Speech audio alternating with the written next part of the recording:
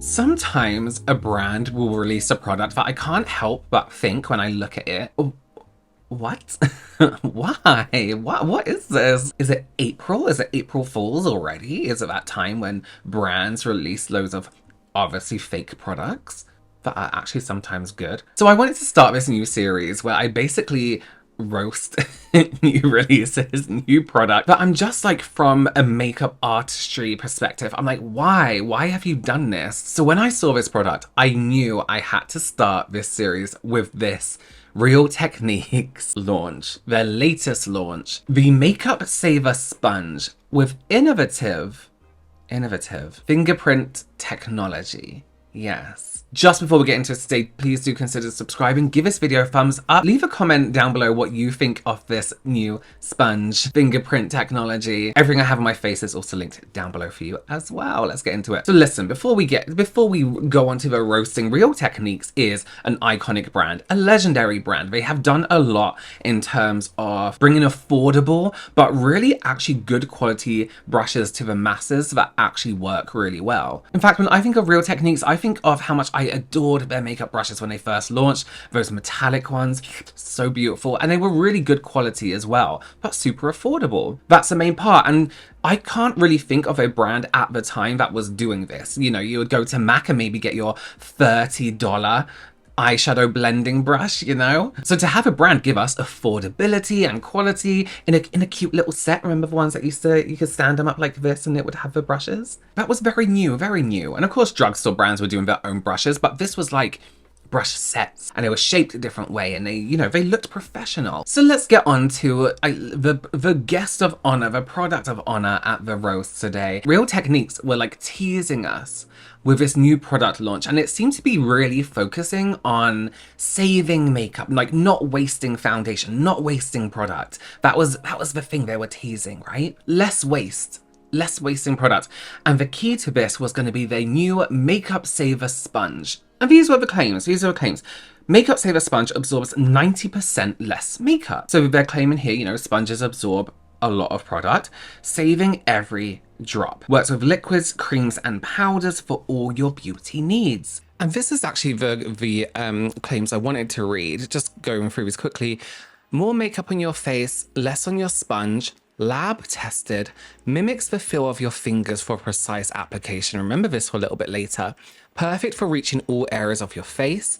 Built to last and maintain performance over time, and easy to clean. Yeah, let's remember those. So they showed us this image over on Instagram of like a regular makeup sponge versus their new one, okay? They call it the other sponge. It's such a bad sponge. But they claim the Makeup Saver Sponge, well, that's a mouthful, is lab proven to absorb 90% less makeup. And then they say about the other sponge, it's thirsty and absorbs makeup. And listen, yeah, of course, brushes do absorb some products, some makeup. They will. Makeup brushes do. I mean, brushes don't absorb it, but it clings onto product also. But here's the deal, right? Makeup brushes, you are meant to wet them. You are meant to use them slightly damp, right? So you run it under a tap, you wring it out, and you use it like this. You're not meant to use them dry because they're just then a sponge. And that's it. That's your blender. That's what you do, right? It's a little bit damp. You don't want it soaking wet. You don't want water dripping down your face. When your sponge is damp, the sponge is full of water. Like it's watery. It's puffed up because it has absorbed enough water to reshape itself. It absorbs less product. There's no room for much makeup to be absorbed? That's a strange word. Into the sponge. That's not really how sponges work. It doesn't absorb in heavy amounts. And yes, when you look at a sponge, you may see staining and think, oh my God, it's absorbed my product. Same with a makeup brush. Oh my God, it's absorbed my product. You know what I mean? Oh, that shouldn't be there. But this is why it's important to wet your beauty sponges, because then it stops the absorption of product. You get a better bounce that way, it just works better. You think about a sponge, right? If you were to have a sponge in a sink and you just constantly poured water on it, the sponge doesn't get bigger and bigger and bigger and bigger until, it's bursting out the windows of your home. It stops and the water starts to come out of it. It stops absorbing at a point when it's full, okay? That's not to say it isn't absorbing any product. some product is absorbed. I mean, there are other ways people waste their makeup, like using too much on their face, dripping it over their face. So now they have this sponge that they claim will absorb less makeup, maybe because half of it is covered in plastic. We'll talk on that later. It's a very anti-makeup sponge campaign, right? If this was a political campaign, the makeup saver sponge would be one party and every other sponge would be the opposite, the defendant.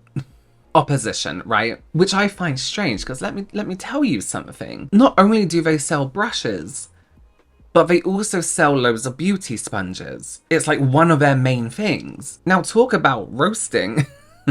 I saw this comment on their Instagram, and this is what gave me the idea for this concept. So this was on another post where they were like, other sponges, bad, our sponge. Fingerprints. You know what I mean? The commenter said, did you just roast your own OG product, the Beauty Blender, right?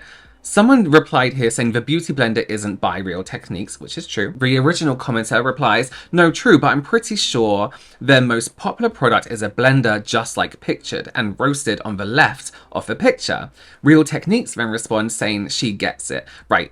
To the person who was arguing this. So the confusion here is Beauty Blender isn't a tool, it's a brand, right? So the Beauty Blender is the name of a company. Beauty sponges, or whatever you want to call it, makeup sponges, is all the other ones. It's like calling any energy drink Red Bull. Oh, I need a Red Bull. You know what I mean? Oh, I need a Monster. When it's like some random energy drink, like, what's a random one? Red Stallion, I don't know, I just made that up. But you know what I mean, like it's like when we call tape sellotape, when sellotape is the brand. But Beauty Blender is one of those brands where now everyone calls a makeup sponge a beauty blender, when it's actually, in fact, that's the name of the brand. But the original commenter is saying, wait a minute, they're right. They're saying you guys sell makeup sponges. It's one of your main things. And now you're saying, don't buy those. Don't buy them. They absorb all your makeup. Buy this new fingerprint technology sponge. You're roasting your own products. A big part of your company is these sponges. The response from Real Techniques, she gets it. The response from them isn't really a great response, because what I would have liked to get from this comment and an understanding is, how much makeup do Real Techniques think their makeup sponges absorb? The ones they sell. Is that a no-go area? Because as I mentioned earlier, makeup sponges are kind of a big deal for them. They are very well known for their Miracle Complexion sponge, right? The orange one, the one that's like... When Beauty Blender came out with their Beauty Blender, the beauty sponge, it changed the game. It changed the makeup game for everyone. People went wild for it. Professionals, non-professionals, everyday consumers, everyday makeup wearers. I did a whole video about Beauty Blender. I'll link that down below for you as well. But a lot of people didn't want to spend the $20 on a makeup sponge. Considering we hadn't been using sponges maybe since the 90s or the early 2000s, a lot of people were getting more into brushes. When a sponge came along that was very expensive for a sponge, people were like, why would I spend this on a sponge? So in come Real Techniques with their Miracle Complexion sponge and proved for $5 that you actually don't need to spend $20 on a sponge. That's good quality, that will get the job done and do it like any other sponge, and if not, better in my opinion. So not only do they sell this Miracle Complexion sponge, which is a great product and you can buy it in like multi-packs, they also have pinned to their Instagram page their range of sponges and what they're for and the benefits of them and why you just choose those over the other ones, and it's very sponge heavy, sponge happy. There's only 4 displayed here, but there are many different options on their website, right? You can get like little sets and little, you know, travel things and things like that. And it all gives different results, different finishes because of the pressure, the density of a sponge. That's a real thing. That is a thing. They can all be different, even though they are just sponges. But going back to that comment, did you just roast your own OG product? Yeah, they did. They have sponges, a lot of them. And then they release a product that claims to absorb 90% less product than other makeup sponges. You are roasting yourself as a huge part of your brand, because they're not saying, oh, all sponges absorb so much foundation. Oh, except from ours, except from all our other ones, they're fine, but this one absorbs less, you know? When in fact, they don't even have to use that sales point that it absorbs less product, because factually it's kind of incorrect. They don't have to come for that fear mongering. It's not as bad as fear mongering, but you know, that panic of like, oh, your makeup sponges are absorbing so much makeup. You should get this one that absorbs 90% less. So they don't need to use that angle. They're making a claim that isn't 100% true to try and sell this new sponge, but ignoring that they also make other sponges and that these sponges would be counted within that claim. You know? Let's talk about this fingerprint technology, right? Let me top up my lip here. Let's talk about fingerprint technology. Who is it? Where are they? Who are they? Where did they come from? Now, this is what I call gimmicky bullshit, right? No offense. This is what the claim is. Innovative fingerprint technology reduces product absorption and provides a natural skin-like finish. There's a huge focus on the fingerprint technology part of this sponge, which is the plastic bits that cover half a sponge. And the idea that, you know, oh look, the surface of this mimics fingerprints, mimics fingers, therefore mimics application like a finger.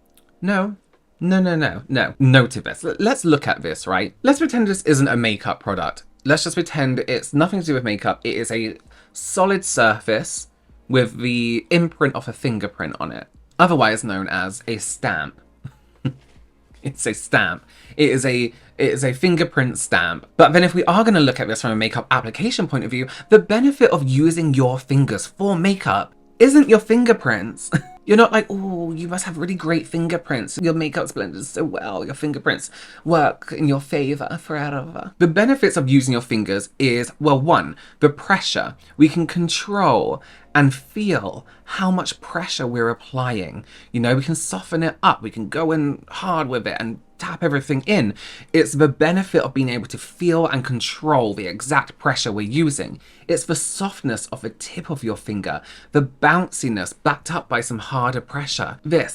It's this. The warmth of the skin melting the product slightly as you blend it across, making sure that product is blended into the skin. It's part of the skin. It's not just sitting on top. We don't use our fingers because we need a fingerprint pattern. Our fingerprints don't blend it. This is why something like this is a really amazing product, right? We have that slight angle, it's squishy, just like the pad of a finger, but it's backed up by something solid. So we have that control to push down, but we still get a delicate pressure on the end. There's no fingerprints on this. Shiny, smooth. Love this backlighting. That's the sun. So fingerprint technology means nothing.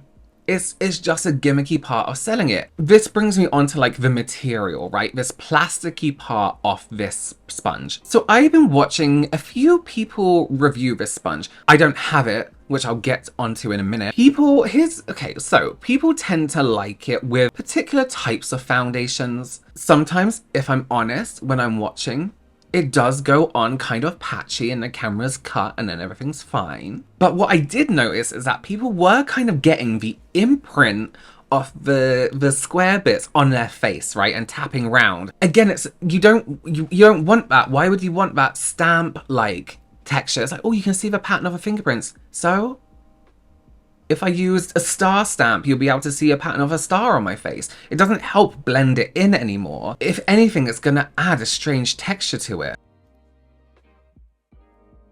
From my experiences with flat surface like this, like the silicone sponges,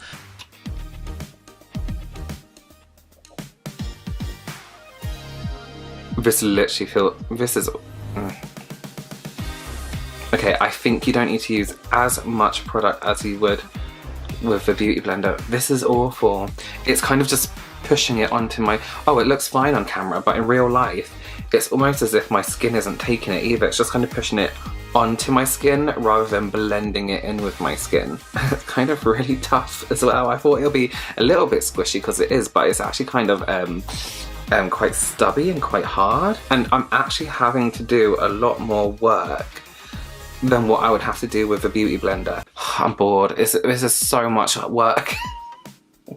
just to get foundation on. Why make something more difficult for yourself when you have something like this? It looks fine. You can see like random patches sometimes. I'm sorry, I shouldn't do this, but that was just one of the worst things ever. That self-tapping thing, that self-blending thing that had that flat surface, plasticky surface. It takes more time, it takes more blending, it takes more patting to get your foundation or a product on your skin to look any kind of nice, any kind of blended, to make it really work it into the skin and make it part of your skin. It just sits on top otherwise. It takes more work. I would mix the two sides. I'd do a bit of a flat, bit of a thingy, bit of a flat. You don't need the fingerprint technology gimmicky part of it, because that fingerprint technology is doing fucking nothing. It doesn't do anything. Would I have tried it if it had been available in the UK? Absolutely. Fortunately, it's only available in Ulta. They don't let you use worldwide cards or anything like that, or PayPal or anything to pay for anything from their website, annoyingly. We would have to wait here in the UK until the new year. Listen, can I just say something? Why are we still doing this? In a world where we receive information about new releases all at the same time, right? You follow Real Techniques in the US, you follow the same one in the UK, you follow the same one in Australia. There may be different ones for different countries, but really you follow the main one. We all know this sponges. Why aren't we getting it? Plan it so you can release worldwide. Let's all get the same things all at once. What's the deal? What's the issue? Why are we having this still? It's not the early 2000s anymore. Within this release, there's also 2 makeup brushes, which I actually want to... Let's end on a high. Beautiful looking brushes. So you can get the sponge, the makeup safer sponge, and the 2 brushes in like a trio, in a group, right? They say perfectly shaped brushes mirror the shape of your finger and are carefully designed with dense bristles to ensure you get the most out of all your makeup products. There's the keywords: dense, designed to mimic the finger in terms of the shape. In terms of the shape of a finger being mimicked, that's great. They're, what's this called? Tapered almost, so you can get right into those points. Great for complexion products, right? The shape of a finger and the density. I think those are the key words. They have these really nice domed tips. I believe slightly flat on one end, so you do get that that like boop, boop, boop, boop application. You know what? They don't need fingerprint technology because it doesn't fucking matter. What they could have done on those brushes though, for fingerprint technology, is perhaps put some fingerprint textured pads down. You know, like 2 here, hold here for a denser application, hold up here for a lighter application. You know what I mean? That could incorporate the fingerprint into it that way, if they wanted to. Those brushes make sense in terms of incorporating fingerprints. In terms of a sponge needing fingerprints, no makeup product needs fingerprints. It's the density, the warmth. That's why your fingers work so well. Okay, let me know your opinions down below. Would you try this sponge? Do you rely on your fingerprints to apply your makeup? Let me know down below. As always, please do consider subscribing, give this video a thumbs up, and I will see you very, very soon. Bye.